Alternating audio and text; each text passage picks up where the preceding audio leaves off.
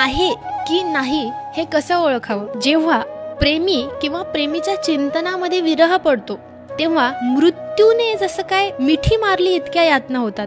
म्हणजे विंचू चावल्यानंतर जेवढ्या यातना व्हाव्या तेवढ्या यातना होतात. विरहामध्ये जर यातना होत असतील तर ते प्रेम खरं आहे असं समजावं. परंतु जर विरहाने यातना आणि दुःख होत नसेल तर ते प्रेम समजू नये. कारण प्रेम हे एकनिष्ठ आणि अनन्य असतंच. प्रेमाची जातच अशी असते ज्यामध्ये विरह सहन करावा लागतो. संत ज्ञानेश्वर महाराजांनी त्यांच्या विरहिणीमध्ये म्हटलेलं आहे. ते म्हणतात, दीन तैसी रजनी झाली गे माये, अवस्था लावून गेला अजून का नाही, पडले दूर देशी मजा आठवे मानसी, नको नको हा वियोग कष्ट होता ती जीवासी. जसा दिवस आहे तशी मला रात्र झाली आहे, म्हणजे मला झोप येत नाही. तू मला अवस्था लावून गेला परंतु अजून का आला नाही. मला दूर देशात तू ठेवला आहे परंतु तू मला मनानेही आठवत नाहीस. मला आता हा वियोग नको, माझ्या जीवाला अत्यंत कष्ट होत आहे. मला असं वाटतंय की मी आता मरत आहे. हे आहे प्रेम, हा आहे भाव जो माऊलींनी त्यांच्या विरहिणीमध्ये सांगितलेला आहे. आपण आज प्रेमासाठी तडफडत आहोत, प्रेमाचा शोध दारोदारी घेत आहोत. परंतु खरं प्रेम काय आहे हे समजण्यासाठी ते करावं लागतं,